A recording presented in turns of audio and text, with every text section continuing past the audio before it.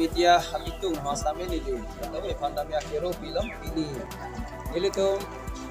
hari number 1 baptis mondoli itu mondoli altan kan faro lengi dok lo kan ini lo laso aku tak itu aku kimo kasih kimo damia fancy ini itu keceng siap pastor kali tangki cusing na alang kita lo itu mana baru damia fancy ini itu mondoli siwang lo lase itu mondoli ajubili nangeli itu bohya labian itu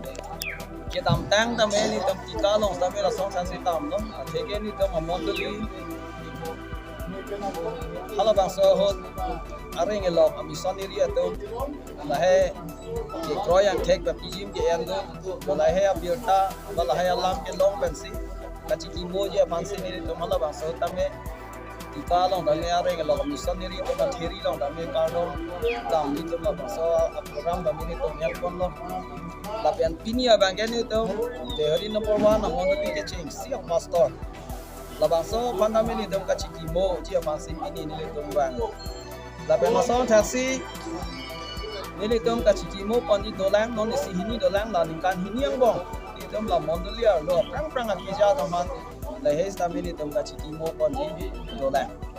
lasi pini ni dom laga dom lagi sayang deng anu bangke misen pen pichu long arnam hirju me arnam matera pen dom ni dom pichu long pe me long ni dom mondoli isi mondoli ke ja dom la pen apa tamini dom reverend DMT alang di sabi nang citong don sia lang di kana jom ini dom han arnam malam misen ni dom han wan pilo laban jaseme lada ka kojan mondoli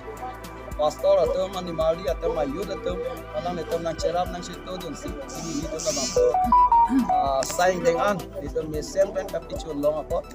ini dadak mondoli atau masa ini akhirnya pilih masih milihin pen kijut sih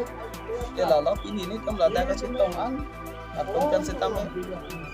nilai itu makam mata misalnya curap dia pansi itu picik no dasih Então,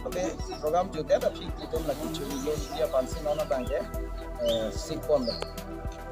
Nah,